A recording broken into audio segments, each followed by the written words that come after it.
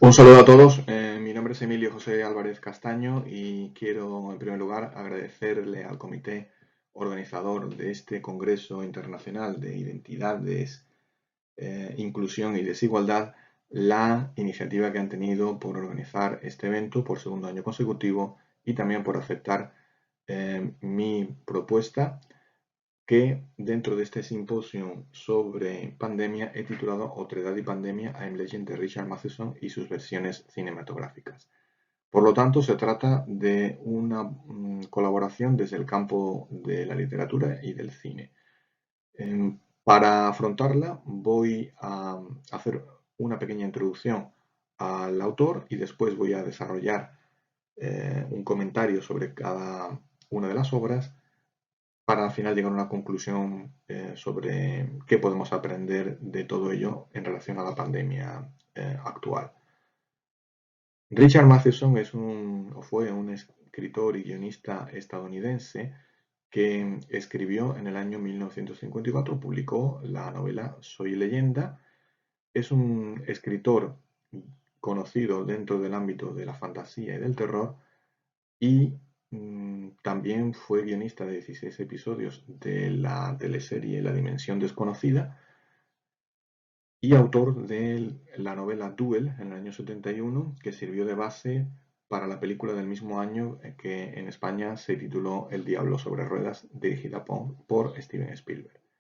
En lo que se refiere a la novela y también a las versiones cinematográficas, voy a hacer spoiler, voy a hablar del argumento. Lo digo para que sirva de aviso. I'm Legend, Soy Leyenda es una novela situada en Los Ángeles en la que el protagonista, Robert Neville, es el único ser humano que ha sobrevivido a una pandemia. Tiene su rutina diaria en la que logra sobrevivir, pero también lucha contra sus enemigos, que son unos vampiros que acuden cada noche a su casa para pedirle que salga y alimentarse de su sangre. Un día conoce a una mujer, Ruth, que parece no estar infectada. Van los dos a casa de Neville y llega un momento en el que se besan. Tras ello, Ruth deja la casa y le deja también una nota indicándole que a Neville que tras la pandemia hay dos grupos, aquellos que están infectados, que son los vampiros a los que pertenece ella está en realidad infectada, y por otro lado los que se infectaron pero no lo superaron y se han quedado en estado de no muertos, que son los que acosan a Neville. Y le avisa para que deje la casa porque los vampiros van a ir a eliminar a los no muertos y a apresarlo a él. Neville decide quedarse, acuden los vampiros, eliminan a los no muertos, apresan a Neville y la novela acaba con Neville en la celda esperando su ejecución y recibe la visita de Ruth, quien le da una pastilla para que se suicide. Finalmente hay una identificación de Neville con los vampiros, porque los vampiros ven en Neville al último ser humano, a la leyenda. En lo que se refiere a las distintas versiones cinematográficas, la del año 64 se ha titulado en España El último hombre sobre la Tierra y el protagonista es Vincent Price, muy conocido por ser protagonista de numerosas películas de terror. Él vive en una casa un tanto destartalada que refleja también el estado interior suyo, no solo por los ataques de los zombies. Y digo zombies, no vampiros, porque aquí el enemigo cambia. Son zombies los que acuden cada noche a casa de Neville y golpean la fachada y le piden que salga. La película acaba con un sacrificio.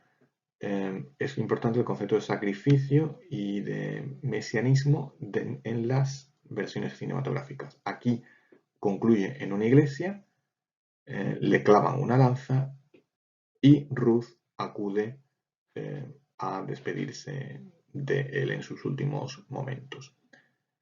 La diferencia aquí es que Ruth sí ha admitido una transfusión de sangre y es ella la esperanza para el futuro. En lo que se refiere a la segunda versión, es la del año 71, traducida en España como El último hombre vivo, protagonizada por Charlton Heston. Aquí el piso en el que vive Neville está muy ordenado y muy limpio, y los enemigos son estos seres albinos con piel cenicienta y con estos hábitos que podemos relacionar fácilmente con alguna orden religiosa. Ellos se hacen llamar la familia. Hay un momento en el que apresan a Neville. Es interesante ver estos brazos en cruz. Deciden ejecutarlo, deciden matarlo, pero es salvado por Lisa, que así se llama la protagonista femenina de esta versión. Tras ello comienza una relación donde tenemos lo que se ha considerado uno de los primeros besos interraciales de la historia del cine. Y el final es que Neville muere también por una lanza. Lo hace no en una iglesia, sino en una fuente, con todo lo que ello tiene de simbología. Y de nuevo tenemos esta postura de los brazos en cruz, que remite a esta idea de mesianismo, de sacrificio por los demás, derramando su sangre por los demás. De hecho, la sangre de Neville es la que van a utilizar en la nueva sociedad para curar a los futuros infectados. Y estas jóvenes son aquellos que van a formar parte de la nueva sociedad. Tercera versión, Soy Leyenda, del año 2007, el protagonista es Will Smith. La acción se traslada de Los Ángeles a Nueva York, algo bastante interesante y después veremos por qué. De manera que una de las primeras tomas que vemos en la película es la de la selva que ha invadido la ciudad. Es decir, el mundo es ya una jungla donde solo queda matar o morir. En este caso, los enemigos son diferentes, son estas especies de demonios que se muestran con una fuerza desmesurada, son mucho más ágiles y también más inteligentes, porque tienden una trampa a Neville, le colocan un maniquí y atrapan a Neville de la misma forma que Neville atrapa a los demonios. Cuando logra escapar, Neville conoce a la protagonista femenina, que en este caso es Ana, una joven de origen brasileño. No hay relación sentimental entre ellos y Ana viene acompañada por este niño que no es su hijo. Al final, después del sacrificio de Neville, Ana y el niño llegan a la nueva comunidad de no infectados para empezar allí un nuevo mundo, una nueva vida. Bien, si situamos cada una de estas tres versiones cinematográficas dentro del contexto histórico en el que fueron creadas, la crítica cinematográfica ha pensado lo siguiente. En lo que se refiere a la versión del año 64, el trasunto de la pandemia son los conflictos raciales. De hecho, la palabra raza se utiliza en numerosas ocasiones en la novela de Matthewson. En la versión del año 71 se entiende que esos conflictos raciales ya están superados, de ahí esa relación interracial. Por lo tanto, el enemigo, el otro, es el comunismo. Es aquellos seres que no quieren el progreso, que no quieren máquinas, que no quieren cultura. Por lo tanto, hay esa identificación en el contexto de la Guerra Fría. Y por último, en lo que se refiere a la del año 2007, trasladando la acción a Nueva York, se entiende que el enemigo, el otro, es la amenaza terrorista, sobre todo después del 11 de septiembre. Si hacemos una comparativa de la novela y las tres versiones cinematográficas, teniendo en cuenta diferentes elementos, tenemos algo bastante interesante. El protagonista está solo, porque ha perdido su familia, o en el caso de la versión del año 71 ni siquiera tiene familia. En la novela, su profesión es operario de fábrica, algo que cambia en las versiones cinematográficas donde es un científico militar. En lo que se refiere a la ciudad, ya hemos visto, es siempre Los Ángeles, menos en la de la versión del año 2007 que se sitúa ya en Nueva York. Los enemigos cambian, porque cambian los tiempos. De manera que primero son vampiros, después son zombies, después son albinos y por último son demonios. ¿Cómo combate Neville a los enemigos?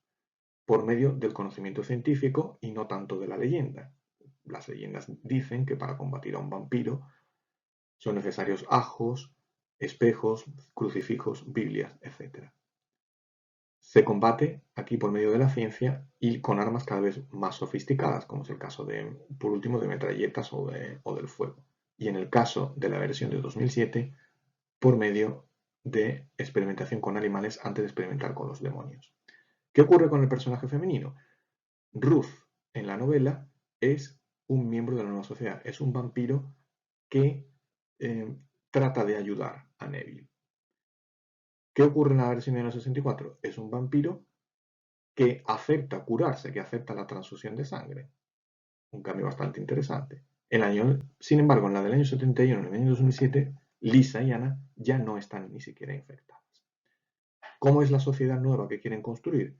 En la novela es importante destacar que al final hay una identificación entre el vampiro y entre Neville con los vampiros. Ambos son iguales, ambos ven al otro como un extraño. Sin embargo, en la del año 64, la esperanza es que Ruth convenza a sus nuevos conciudadanos para que sean una mejor sociedad, sean menos crueles. Y ya por último, Lisa y Anna, que no están infectadas, empiezan una nueva sociedad con otras personas. Pero todo esto, ¿cómo lo podemos trasladar a la situación de nuestra actual pandemia? ¿Qué aprendemos de todo esto? Bueno, hay que destacar que el escritor español Juan Manuel de Prada, muy contrario a las vacunas anti-COVID, desde el primer momento defendió a otro conocido antivacunas, como es el tenista serbio Novak Djokovic. De manera que en un artículo publicado en el diario ABC el 10 de enero de este año 2022, titulado de manera curiosa Una leyenda llamada Djokovic, escribió: pasarán los años, pasarán las hazañas deportivas de sus coetáneos y resplandecerá la leyenda del estigmatizado Djokovic. Bueno, no sabemos si en el futuro Djokovic será recordado solo por sus hazañas deportivas o además será recordado por ser un antivacunas. Pero quizás lo que podemos aprender de todo esto, sobre todo de la novela de Matheson, es que se sea antivacuna o se sea pro vacuna, no podemos ver a los demás como si fuera un otro, como si fuera otra persona, como si fuera otro yo que no tiene nada que ver con nosotros. Y esta es mi aportación. Hay muchísimos más detalles que no me ha dado lugar de exponer y espero hacerlo en el artículo. Si tienen alguna consulta, quedo a su disposición. Muchas gracias.